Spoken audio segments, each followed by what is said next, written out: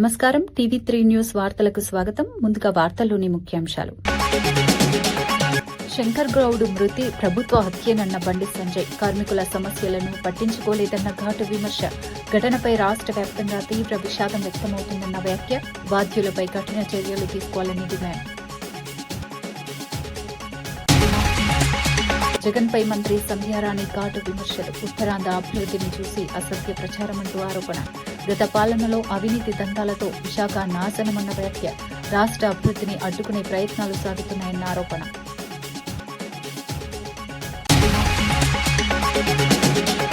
శంకర్ గౌడ్ మృతిపై కిరణ్ కుమార్ రెడ్డి దిగ్భ్రాంతి.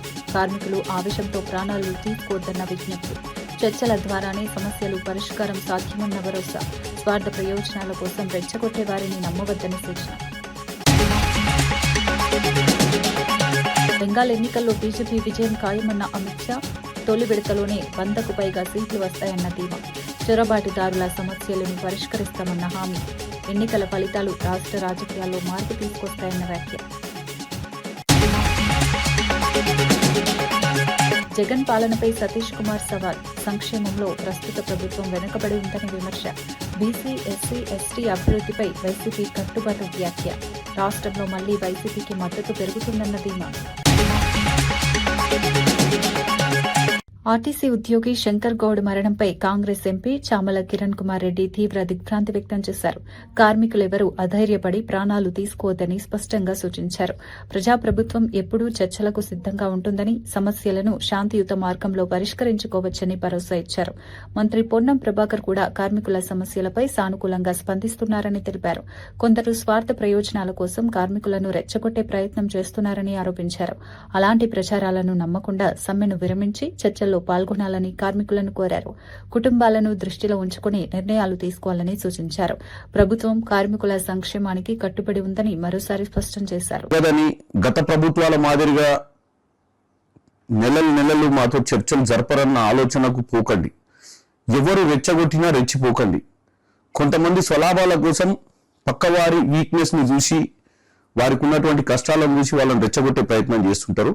ఈ ప్రభుత్వం మీ అందరితో చర్చలు చేయడానికి సానుకూలంగా ఉంది. మీరందరూ కూడా ప్రభుత్వాన్ని నమ్మండి.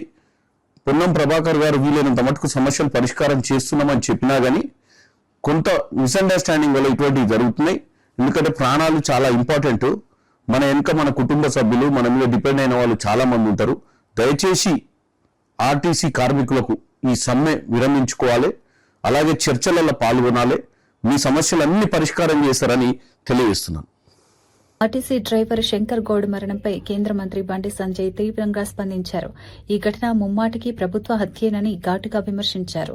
శంకర్ గౌడ్ మృతి రాష్ట్ర వ్యాప్తంగా తీవ్ర విషాదాన్ని కలిగించిందని, తెలంగాణ సమాజమంతా బాధపడుతోందని అన్నారు. ఆర్టీసీ కార్మికులు ఎన్నో సమస్యలతో అల్లాడుతున్నప్పటికీ ప్రభుత్వం పట్టించుకోవడం లేదని ఆరోపించారు. కార్మికుల సమస్యలను పరిష్కరించడంలో ప్రభుత్వం విఫలమైందని విమర్శించారు. ఇలాంటి ఘటనలు మళ్లీ జరగకుండా వెంటనే చర్యలు తీసుకోవాలని డిమాండ్ చేశారు. ఇది సెంటిమెంట్ డెడ్ బాడీ తీసుకోవడం. పాపం శంకర్ గౌడ్ అనే వ్యక్తికి ఇల్లు కూడా లేదు, సొంత ఇల్లు కాదని అది. వాళ్ళ చెల్లె వాళ్ళ ఇంట్లో, వాళ్ళ బిడ్డ ఇంట్లో ఉంటున్నాడు. అంటే ఒక ఆర్టీసీ కార్మికుని దుర్భరమైన జీవితానికి నిలువెత్తు నిదర్శనమే ఇలా శంకర్ గౌడ్. సొంత ఇల్లు లేకుండా వాళ్ళ బిడ్డ ఇంటికి డెడ్ బాడీ తీసుకొచ్చారు. వాళ్ళు ఓడుతున్న కోరిక ఏంది? 30 సంవత్సరాలు పనిచేసిండు ఆర్టీసీ డిపో దగ్గరికి. ఒక్కసారి బాడీ తీసుకొస్తే చాలా మంచిది అని చెప్పి వాళ్ళు కోరుతున్నారు. కుటుంబ సభ్యులు కోరుతున్నారు.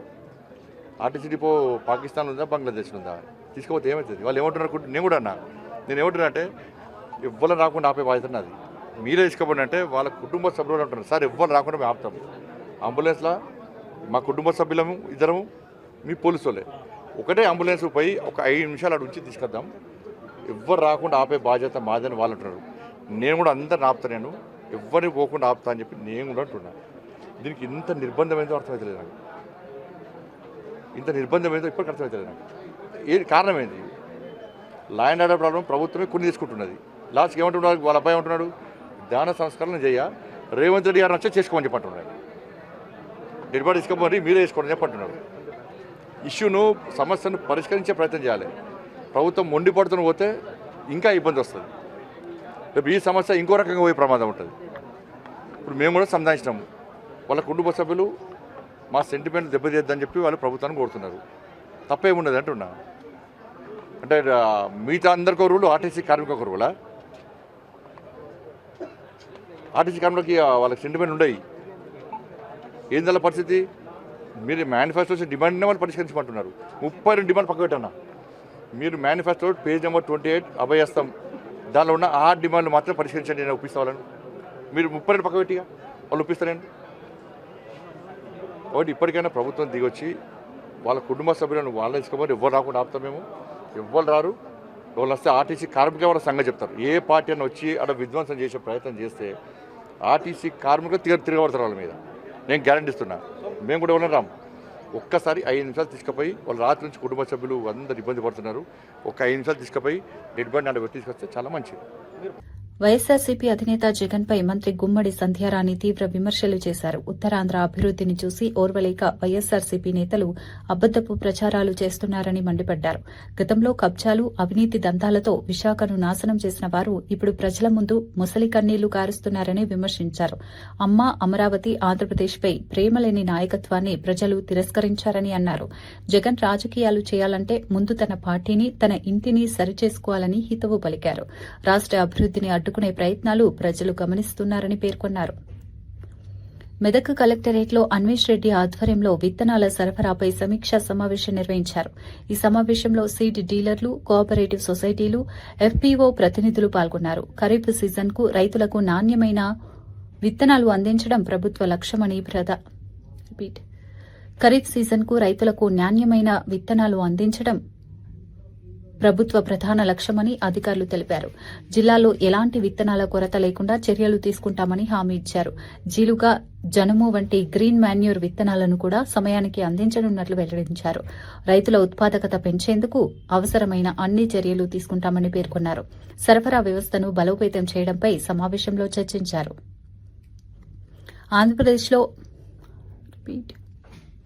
ఆంధ్రప్రదేశ్లో పెట్రోల్, డీజిల్ సరఫరాపై నెలకొన్న అనుమానాలపై ట్రేడర్స్ స్పష్టత ఇచ్చారు. ఆయిల్ కంపెనీలు సరఫరా తగ్గించడంతో కొన్ని ప్రాంతాల్లో తాత్కాలిక కొరత ఏర్పడిందని తెలిపారు. అయితే ఈ సమస్యను పరిష్కరించేందుకు కంపెనీలు ఈ నెలలో అదనంగా 10% సరఫరా చేయడానికి అంగీకరించాయని వెల్లడించారు. ఇకపై ఎలాంటి కొరత ఉండదని, ప్రజలు ఆందోళన చెందాల్సిన అవసరం లేదన్నారు. సరఫరా సమస్యలు ఎదురైతే డీలర్లు 1967 హెల్ప్ లైన్ కు కాల్ చేయాలని సూచించారు. ప్రభుత్వం పరిస్థితిని సమీక్షిస్తూ చర్యలు తీసుకుంటుందని తెలిపారు.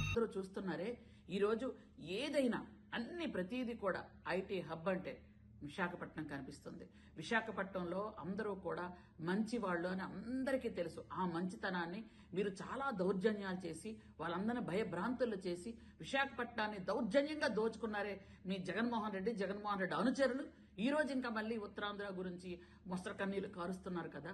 ఈ రోజు మళ్ళీ చంద్రబాబు నాయుడు గారు ఈరోజు అనకాపల్లిలో ఇంకొక శంకుస్థాపన జరుగుతుంది. మీకు ఇవన్నీ కనిపించట్లేదా? ఇవన్నీ చూడలేకపోతున్నారా? లేకపోతే ఇవన్నీ చూసి కడుపు మంటతో మాట్లాడుతున్నారా? అసిడిటీ చాలా ఎక్కువ వచ్చేస్తుందండో మీకు అందరికీ. కాకపోతే చూసుకోండి, ఉన్నటువంటి మంత్రులు కానీ, అక్కడున్న ప్రజాప్రతినిధులు కానీ, మిగిలిన వాళ్ళందరూ కూడా ఉత్తరాంధ్రాని పూర్తి స్థాయిలో అభివృద్ధి చెయ్యాలని ఒక కంకణం కట్టుకొని ముందుకెళ్తున్నటువంటి బ్యాచ్ మేమంతా. ఉత్తరాంధ్రాని డెవలప్ చేయాలి అని ఈరోజు మీ హయాంలో పూర్తిగా ఎంతో మందికి విశాఖ ఉక్కు, ఆంధ్రుల హక్కు అనుకున్న విశాఖపట్నాన్ని మీరు అక్కడ ఉన్నటువంటి స్టీల్ ప్లాంట్ ని క్లోజ్ చేసి పడేశారు. మీరు వాళ్ళందరూ రోడ్డు మీదకి వచ్చే పరిస్థితి తీసుకొచ్చారు. ఈరోజు మోడీ గారి సహాయంతో ఈరోజు మనం చక్కగా స్టీల్ ప్లాంట్ ఈరోజు పనిచేస్తుంది అంటే, లాభాల బాటలోకి వెళ్తుంది అంటే ఎవరి వల్ల? మా చంద్రబాబు నాయుడు గారి వల్ల కాదా? ఈరోజు మీరు మళ్ళీ మాట్లాడుతున్నారే సిగ్గు లేకుండా. ఎలా మాట్లాడుతున్నారు? ఏ విధంగా మాట్లాడుతున్నారు? మీకు ఏవైనా రాజకీయం చెయ్యాలి అనుకుంటే మీ ఇంట్లో రాజకీయం చేసుకోండి, మీ పార్టీలో రాజకీయం చేసుకోండి. ఎందుకనంటే ఈరోజు మీ పార్టీ కేడర్ కానీ, మీ నాయకులు కానీ ఏం చేయాలో అర్థం కాని పరిస్థితిలో ఉన్నారు. ఎందుకంటే సొంత చెల్లె, అన్నని బండబూతులు రోజు తిడుతుంది. బయట చూసుకోండి వెళ్ళి. ఆవిడ ఎలా తిడుతుందో, ఏం మాట్లాడుతుందో, ఏం చెప్తుందో, ఇంట్లో విషయాలు ఏం బయట పెడుతున్నా ముందు అవి ఇంట్లో పరిస్థితి చక్కబెట్టుకొని బయటకు రండి అయ్యా. ఎందుకు అనవసరంగా వైజాగ్ గురించి మాట్లాడతారు మీరు?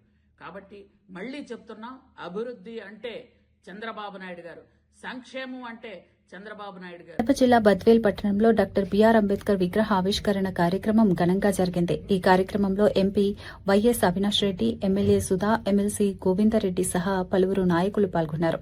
పాత విగ్రహాన్ని తొలగించి నూతన కాంస్య విగ్రహాన్ని ప్రతిష్ఠించడం ప్రత్యేక ఆకర్షణగా నిలిచింది. ఈ సందర్భంగా అవినాష్ రెడ్డి మాట్లాడుతూ అంబేద్కర్ సమానత్వానికి ప్రతీకగా నిలిచిన మహానేత అని అన్నారు. ఆయన రచించిన రాజ్యాంగం దేశానికి మార్గదర్శిగా ఉందని గుర్తు చేశారు. ప్రతి పౌరుడు అంబేద్కర్ ఆశయాలను పాటించాలని పిలుపునిచ్చారు. కార్యక్రమంలో పెద్ద సంఖ్యలో దళిత సంఘాలు, ప్రజా సంఘాల నాయకులు పాల్గొన్నారు.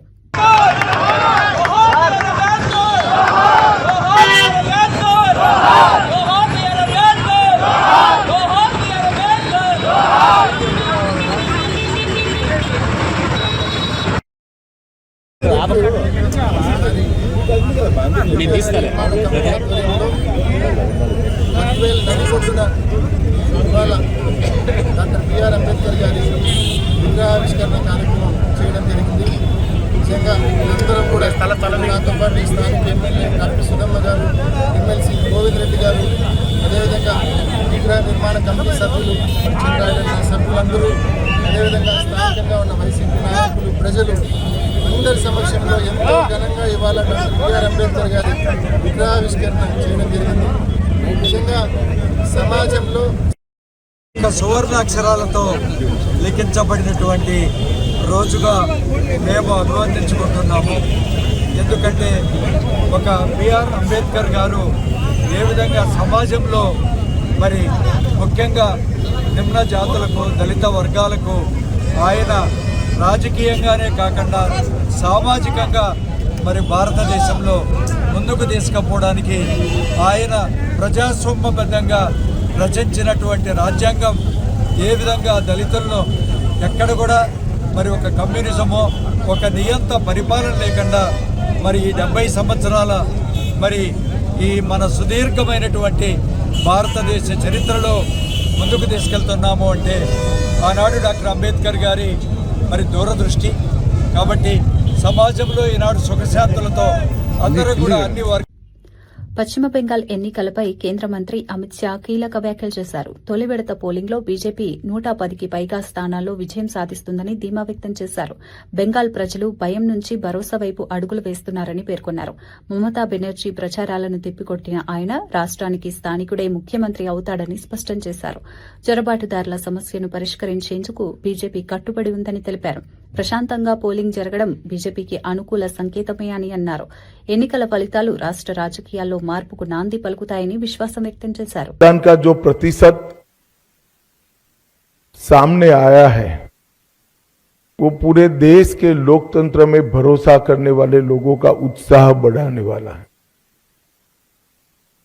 मैं सबसे पहले तो प्रथम चरण में वोट डालने वाले सभी बंगाल के मतदाताओं का बहुत बहुत अभिनंदन करना चाहता हूं और धन्यवाद भी करना चाहता हूं कि आप भय से भरोसे की ओर की एक यात्रा को बहुत अच्छे तरीके से शुरू किए हैं और दूसरे चरण के मतदाता भी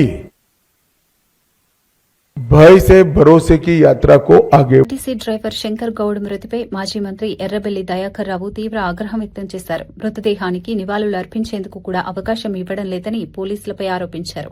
హౌస్ అరెస్టులతో తమను అడ్డుకుంటున్నారని మండిపడ్డారు. కార్మికుల హామీలు నెరవేర్చినప్పుడే శంకర్ గౌడ్ ఆత్మకు శాంతి లభిస్తుందని పేర్కొన్నారు. కుటుంబానికి ₹1 కోటి పరిహారం, ప్రభుత్వ ఉద్యోగం వెంటనే ఇవ్వాలని డిమాండ్ చేశారు. కార్మికుల సమస్యలను నిర్లక్ష్యం చేయడం వల్లే ఈ పరిస్థితి వచ్చిందని విమర్శించారు. ప్రభుత్వం వెంటనే స్పందించి న్యాయం చేయాలని కోరారు. మీరు హైదరాబాద్ తీసుకుపోమని మంచి హాస్పిటల్ జాయిన్ చేయను. ఈ హాస్పిటల్ జాయిన్ చేయక ముందే, తన చనిపోక ముందే ప్రభుత్వం మీరైతే ఎలక్షన్ల ముందు ఏ అయితే డిమాండ్లకు మీరు హామీ ఇచ్చారో హామీని నెరవేర్చేటట్టు మీరు ప్రకటించండి. ఆయన ఆత్మశాంతి అన్న గుర్తుంది, లేకపోతే ఆయన బతికేందుకు అవకాశం ఉంటుంది అని కూడా నేను అక్కడ రిక్వెస్ట్ చేశాను. అయినా కూడా పొన్నం ప్రభాకర్ పట్టించుకోలేదు, రేవంత్ రెడ్డి గారు పట్టించుకోలేదు, వాళ్ళ మంత్రులు, ఎమ్మెల్యేలు కూడా ఎవరు కూడా పట్టించుకోలేదు. వచ్చి ధైర్యం చెప్పే పరిస్థితి కూడా లేదు. ఆయన మాట్లాడుతున్నాడు. నేను పోయినప్పుడు క్లియర్గా నేను దయాకర్ రావుని వచ్చిన వరకే లేచి కూర్చున్నాడు. కూర్చొని నమస్కారం పెట్టి ఎందుకు తొందరపడ్డావా, అది ఇది అంటే లేదు మా కార్మికుల ఇబ్బంది పడుతున్నారు, నేను వాళ్ళ కోసం ఎంతైనా త్యాగం చేస్తాను అంటే ఆయన తృప్తిగా ఉంటుంది. దయచేసి అయినా ఇప్పటికీ మీరు నిన్న క్యాబినెట్లో కూర్చున్నారు, క్యాబినెట్లో కూర్చున్నప్పుడు మీరు డిక్లేర్ చేయవచ్చు ఉండే, మీరు హామీలన్నీ మీ ఎలక్షన్ల ముందు హామీలు ఇచ్చినవన్నీ నెరవేరుస్తాం, ఆర్టీసీ కార్మికులకు ఏమేమి ఇచ్చినా అవి నెరవేరుస్తామని చెప్తే అయిపోతుంది. 3 ఏళ్ళు అయిపోయింది, వాళ్ళు గోస పడుతున్నారు, మళ్ళీ ఆర్టీసీ మొత్తం లాస్లో పోయింది. మీరు దీనికోసం ఎన్నడూ కూడా పట్టించుకునే పరిస్థితి లేదు. ఎప్పటికీ స్టేట్మెంట్లు ఇస్తూ ఉంటూ అడ్డమైన స్టేట్మెంట్లు ఇస్తున్నాం. కాళేశ్వరం 3 ఏళ్ల బట్టి గడిపినాం, కాళేశ్వరం మీద రాజకీయం చేసినాం. ఇప్పటికైనా నీకు బుద్ధి రాలేదు? ఆల్రెడీ హైకోర్టు క్లియర్గా చెప్పేసారు, చిన్న తప్పు జరగలేదు, కేసీఆర్ను హరీశ్రావు జోలికి పోవద్దు, దాని గురించి క్లారిటీగా చెప్పింది.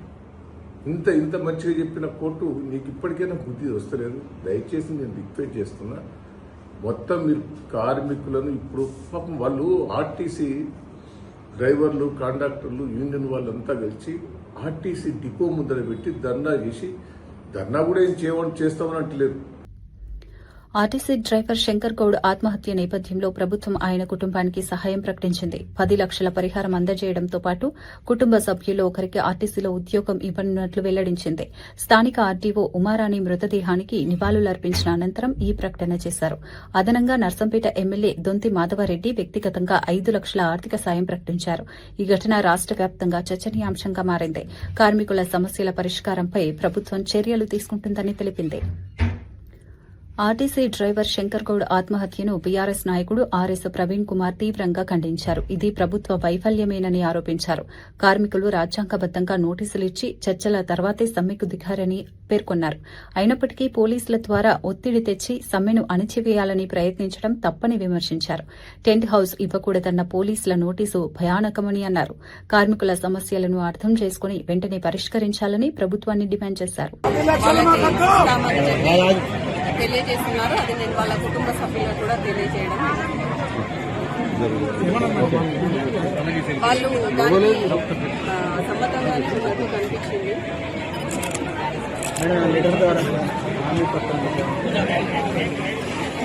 ఒకసారి వాళ్ళు బస్ స్టాండ్ తీసుకెళ్లి నివాళులు అర్పించాలని చెప్పి అవకాశం కల్పించాలంటున్నారు వాళ్ళు. ఆప్ ఎంపీ రాఘవ్ చద్దా తన సొంత పార్టీపై సంచలన వ్యాఖ్యలు చేశారు. తనను తన పార్టీనే మౌనం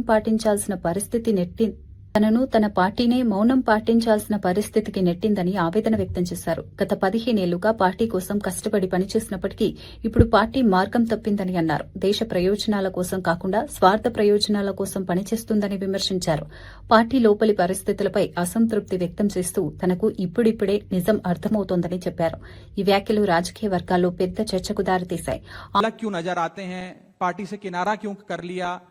तब मैं कुछ बोलता नहीं था, मैं प्रयास कर रहा था कि चीजें बेहतर हों, लेकिन आज मैं आपको असल कारण बताता हूं कि क्यों मैंने पार्टी की गतिविधियों से अपने आप को अलग कर लिया। और उसका कारण यह है क्योंकि मैं उनके गुनाह में शामिल नहीं होना चाहता था, मैं उनकी दोस्ती के काबिल नहीं था क्योंकि मैं उनके गुनाह में शामिल नहीं था।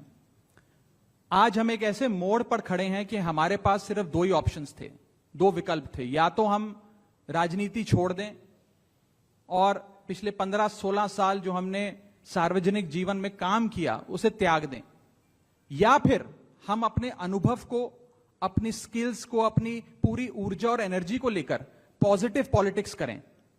इसीलिए हमने ये डिसाइड किया that we the 2/3 members of parliament of the belonging to the Aam Aadmi Party in Rajya Sabha exercise the provisions of the Constitution of India and merge ourselves with the BJP. हम BJP में विलय करते हैं। पिछले 12 सालों में భారతీయ జనతా పార్టీకి కేంద్రకి RTC driver Shankar Goud ఆత్మహత్యపై Congress మాజీ ఎంపీ వి హనుమంతరావు స్పందించారు. ఈ ఘటన ఎంతో బాధాకరమని పేర్కొన్నారు.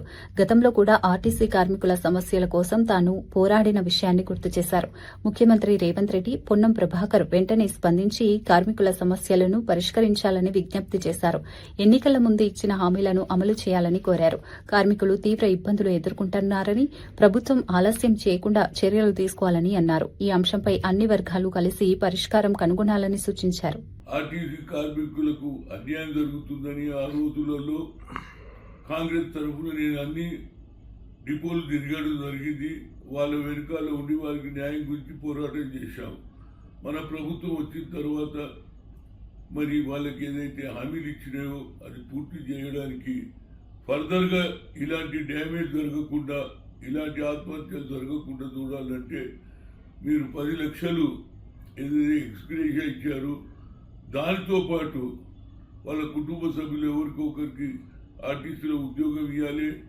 వాళ్ళు ఏమంటున్నారంటే ఇది ప్రభుత్వం ఏదైనా ప్రైవేట్ సంస్థ, ఎప్పుడన్నా మీరు తీసేస్తే మా సంగతి ఏదని వాళ్ళ ఏది లోపల వాళ్ళకు ఒక బాధ ఉన్నది. దాని మీదనే వాళ్ళ ప్రభుత్వంతో వాళ్ళ ఉద్దేశం ఏంటంటే ఇది ప్రభుత్వ రంగంలో ప్రభుత్వ దాంట్లో ఏదైతే మిగతా ఉద్యోగాలంటూ మాకు సరి అయిన న్యాయం జరగాలని ఆలోచన చేసి ఈ ఉద్యమంలో చనిపోయాడు కాబట్టి రాష్ట్ర ప్రభుత్వం ఇవాళ ఇమీడియట్గా 10 లక్షల ఎక్స్గ్రేషియా ఇచ్చారు. అదే దాంతోపాటు తప్పనిసరిగా వాళ్ళ కుటుంబ సభ్యులకు ఒకరికి ఉద్యోగం ఇవ్వాలి.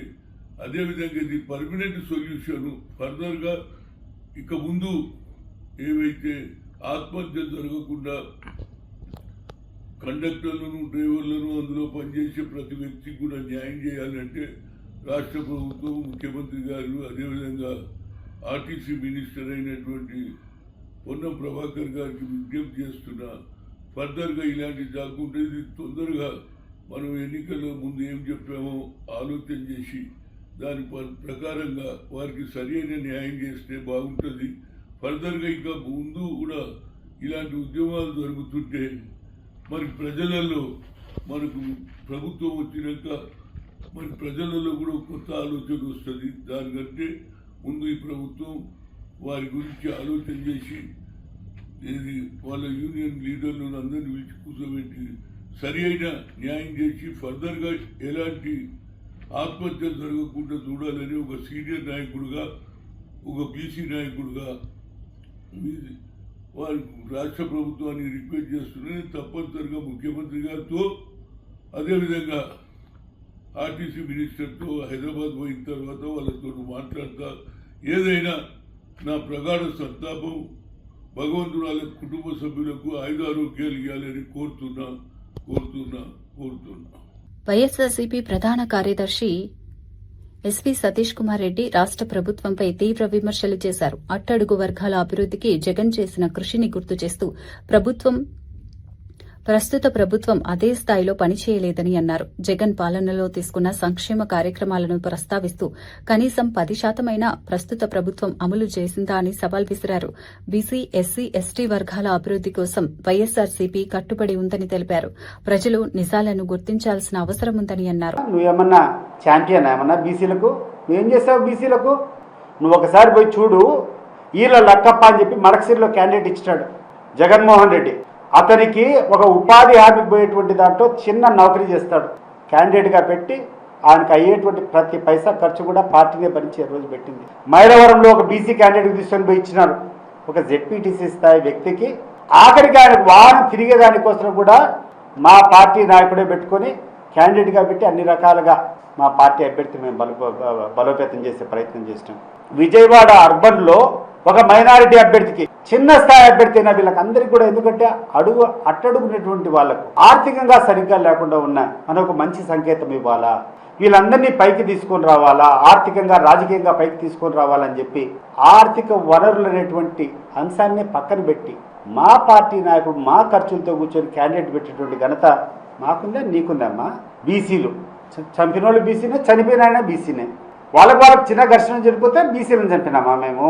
ఏమన్నా మీకు ఏమన్నా తెలియని మాట్లాడు. వార్తలు ముగించే ముందు ముఖ్యాంశాలు మరోసారి. శంకర్ గౌడ్ మృతి ప్రభుత్వ హత్యేనన్న బండి సంజయ్. కార్మికుల సమస్యలను పట్టించుకోలేదన్న ఘాటు విమర్శ. ఘటనపై రాష్ట్ర వ్యాప్తంగా తీవ్ర విషాదం వ్యక్తమవుతుందన్న వ్యాఖ్య. బాధ్యులపై కఠిన చర్యలు తీసుకోవాలని డిమాండ్. జగన్పై మంత్రి సంధ్యారాణి ఘాటు విమర్శలు. ఉత్తరాంధ్ర అభివృద్ధిని చూసి అసత్య ప్రచారమంటూ ఆరోపణ. గత పాలనలో అవినీతి దందాలతో విశాఖ నాశనమన్న వ్యాఖ్య. రాష్ట్ర అభివృద్ధిని అడ్డుకునే ప్రయత్నాలు సాగుతున్నాయన్న ఆరోపణ.